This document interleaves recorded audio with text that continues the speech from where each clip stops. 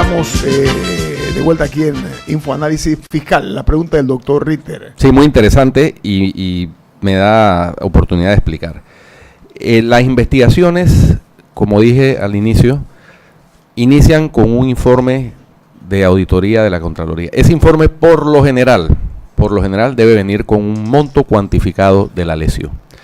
De lo que trata la investigación patrimonial es precisamente de precisar tanto el monto de la cuantía de la lesión con precisión como las personas responsables. De eso se trata la investigación, no es replicar el informe de auditoría de la Contraloría, porque si no, no tendría sentido que existiera todo un aparato de la Fiscalía General de Cuentas si vamos a replicar el informe. En algunos de los contratos del PAN, en algunos de los informes de auditoría sobre los contratos del PAN, el monto de la lesión fue la totalidad del contrato. Y durante la investigación se ha podido determinar que hay unas variaciones en las cifras. Porque efectivamente, como bien anota usted, doctor Ritter, en algunos casos, por ejemplo en comida deshidratada, evidentemente se hizo entrega de parte de la comida deshidratada. Sin embargo, fue un contrato fallido, porque ahí hay un elemento, por ejemplo, de sobreprecio. Sí. Y la mala calidad. Impresionante. Finalmente ese contrato tuvo que ser desechado. Entonces, esos son elementos que se utilizan durante la investigación para finalmente hacer la vista fiscal patrimonial y pedir el llamamiento a juicio de los responsables por un monto determinado.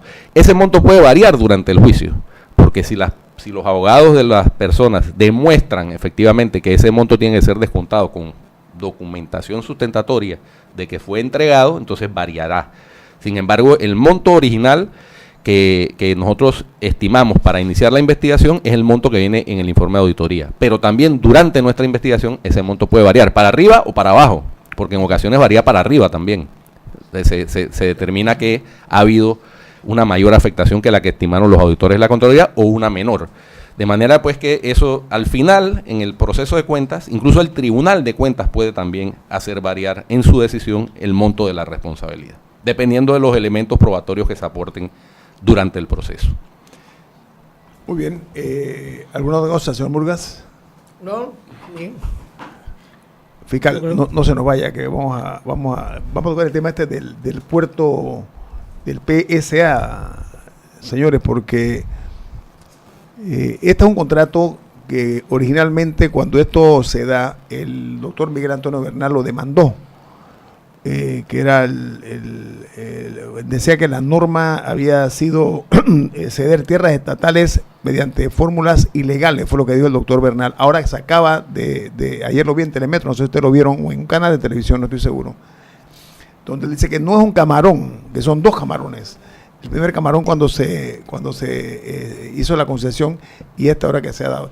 Esta es una situación, señor Murga, usted que estuvo en la asamblea, es raro, o sea, que un diputado solo se vaya a aventurar en esto, me parece que merece un análisis objetivo, ¿no? Hay un comunicado del diputado donde un solo diputado podrá haber tomado. Es casi imposible. Ok, entonces, ¿por qué los demás han hecho mutis? Bueno, es que este contrato, Guillermo, y creo que vale la pena leer, o los oyentes pueden ver una reflexión que hace la Estrella de Panamá hoy en su primera plana. Ajá, dice, me estás hablando de esta nota. Sí. La Estrella dice, el PSA, que no tiene nada que ver con el sistema penal acusatorio, ojo, dice que es un puerto nacido en medio de la trampa oficial, o duro titular, ¿eh?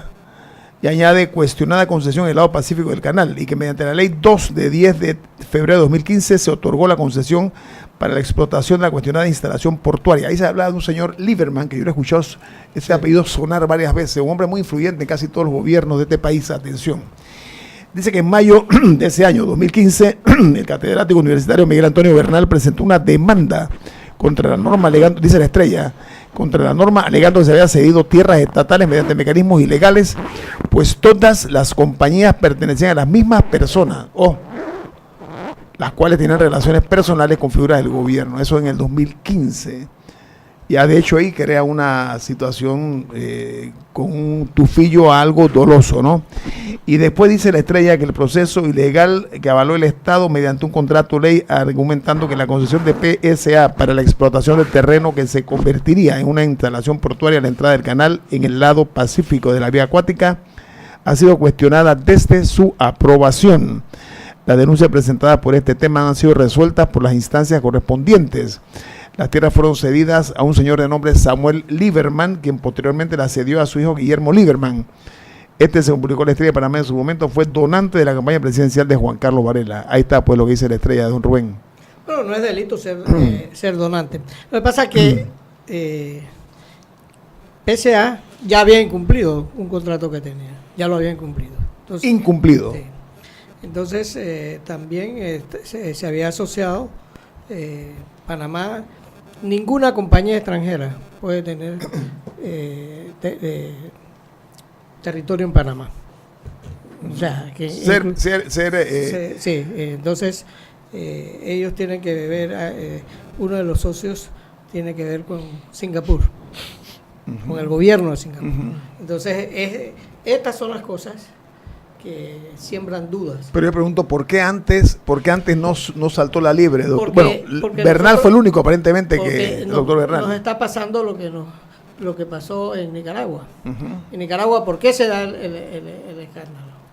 Porque Ortega quiere discutir ya con la ley aprobada. Ok, o sea, este contrato... Este contrato se le llevó a la Asamblea y a manotazo ahí ya se aprobó. Y ahí está, aquí estamos pagando el precio de esos errores. Pero pregunto yo, ¿por qué en este momento y a esta hora, doctor Ritter? Yo creo que ese contrato, o esa forma de el llamado camarón, que yo creo que ha sido ampliamente exagerado en su importancia, no tenía ninguna viabilidad jurídica mediante un contrato, mediante una ley.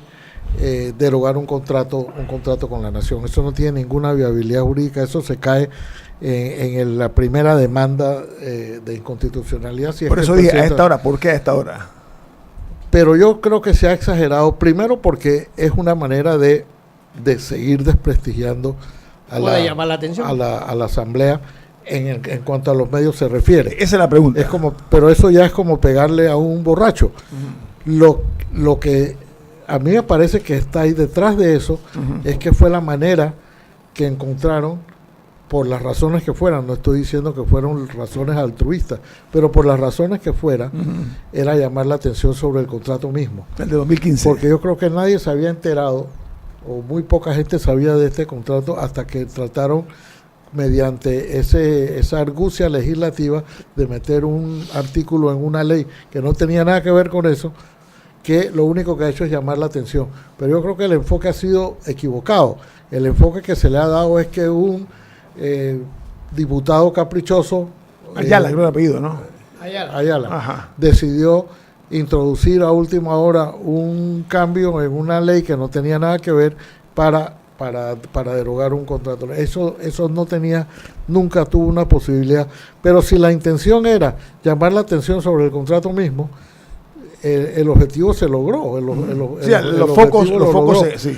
Ahora, lo curioso es que los propios diputados están señalando y culpando a uno solo. Pero esa es la pregunta. Pero un solo diputado no puede. No lo hace. Es como un fallo de la Corte que dice, no, es que este magistrado. Lo firman 9 magistrados. No se le puede decir. Uno es el que redacta la ponencia. Pero los demás lo es firman. Colegiada, ¿no? Entonces, esto es una decisión colegiada. Esto es una decisión en la que la mayoría de los diputados participaron, y los que no participaron al menos debieron haber llamado la atención de decir, oye, ¿qué es lo que está pasando? ¿Ustedes cómo vamos a aprobar esto? Pero ninguno lo hizo. Pero lo importante es que, como todo en Panamá, lo vamos a hacer al revés. Ahora es que se va a discutir este contrato. Ahora es que se va a discutir, porque la vez pasada no se discutió. Por eso, Rubén, es lo que dice Jorge Eduardo. A ver, cuando se otorgó la concesión, a ver si estoy claro, la concesión pasó inadvertida. Totalmente. ¿Ok? Esto que ha ocurrido... no se le cobró lo que había incumplido esa misma compañía. Ajá, cuénteme. Porque el 2015 es una prórroga. Por eso. O sea, ya incumplió una vez. Cumplido. Pero ahora, yo insisto, sin ánimo de ser mal pensado, ¿no? ¿por qué hay que ser surge? mal pensado, Guillermo. Sí, yo lo practico, nada más estoy eximiendo algunas cosas, ¿no? ¿Por qué sacarlo ahora? Esa es la gran pregunta. Bueno, y tratar de convencer a la gente más despistada de que un solo diputado puede lograr este tipo de acción. A mí me gustaría traer aquí a Francisco Bustamante para que nos explique, porque él tiene una posición interesante. Todas estas compañías, Guillermo, no pagan impuestos en Panamá. Las Aquí pagamos compañías, impuestos tú y yo, el doctor Ritter, la concesionaria, las empresas extranjeras aquí que están en los puertos no pagan un carajo de impuestos. Esa es la realidad de Panamá. Aclare, doctor Ritter, que es carajo. Yo Yo voy a aclararlo. Está en la Carajo, Real Academia. Sí. Es admitida. Pero Entonces, carajo es el mástil principal arriba del ya. barco. Entonces, en la época aquella, cuando querían castigar a un marino Dejarlo por sin mal, agua y sin comida. no, le decían, vaya para el carajo. O sea, él iba arriba. Es para... Ojalá traigamos a Francisco Bustamante para que explique el Lo problema voy a que tiene invitar. Panamá con todas estas compañías que todas están exoneradas. No es el problema. No pagan impuestos. No es el problema de Panamá. Son las acciones que no se han tomado. Claro. Ok, es al revés, señor Murgas. El país ha sido... Todas, Panamá todas Ajá. están aquí Oye, en patineta, hermano. Pero ¿quién así no hace Entonces, negocio? los pobres no escapan. Porque aquí hay cosas, Guillermo, que son injustas. La ley de jubilados está hecha para el jubilado de la clase alta, no para el jubilado pobre. El jubilado pobre no va a espectáculos, no viaja en avión. No estamos yendo, Rubén, espera. No vayamos. Eso es otro tema, lo tocamos. Vamos a este que nos ocupa. Porque ¿saben qué? Recomiendo traer a Bustamante. Está bien, lo voy a hacer, lo voy a llamar, señor Murga, su sugerencia me parece muy oportuna. Pero Jorge, vuelvo y pregunto, tenemos 2 minutos. ¿Por qué en este momento y a esta hora? O sea, este balde le vuelven a tirar de agua del matasnillo a la asamblea, ¿no? ¿Por qué? Bueno, ¿Qué puede haber en el fondo? Es lo que yo pregunto. La razón para verlo, es un exabrupto. Tú la desconoces. En pandilla a la asamblea, yo sé que es parte de una campaña casi sistemática, orquestada, para lo cual la asamblea no ha hecho mucho para defenderse. Cuando no es que una tiene cosa poca es la defensa. otra. Es la otra, cuando no son los contratos son las donaciones, cuando no son las donaciones es otra cosa, de manera que esto, o sea, por eso decía que esto no es nada que le va a agregar, es como ya es hacer leña del árbol caído, pero es fácil hacer leña del árbol caído, pero lo que se ha puesto de relieve, yo creo que esto es un llamado de atención a todos los diputados, pues los diputados van a los medios y vi a uno ayer en televisión decir que esto era una patraña de este diputado y que el PRD tenía toda la responsabilidad. Estaba solo en la asamblea en ese momento, ¿no? Pero si además, aunque tú no estés de acuerdo, tú tienes que decir en la asamblea, oiga señor, yo no estoy de acuerdo, yo voto en contra, y llamas la atención. Porque ahí salió, cuando se está leyendo, se está diciendo el contrato tal. O sea, que no es... no leyeron, o no escucharon. O no escucharon. Sí, claro, entonces cuando ambas fórmulas. Entonces señalas al que lo propuso.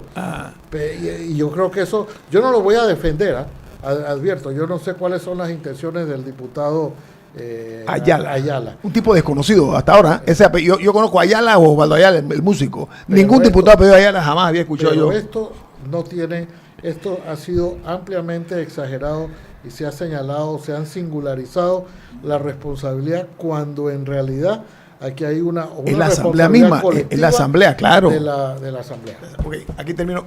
Al fiscal de cuentas, Guido Rodríguez, que ha tenido a bien acompañarnos esta mañana y compartir con nosotros información de primera mano, le agradecemos mucho. Muchas gracias a ustedes por la oportunidad siempre de tratar de hacer docencia sobre estos temas que son un poco técnicos, pero que es necesario tratar de informar adecuadamente. Hay que hacer docencia e informar. Ese es el territorio nuestro y nuestra misión ineludible es exactamente esa. Gracias por compartir con nosotros, licenciado Rodríguez.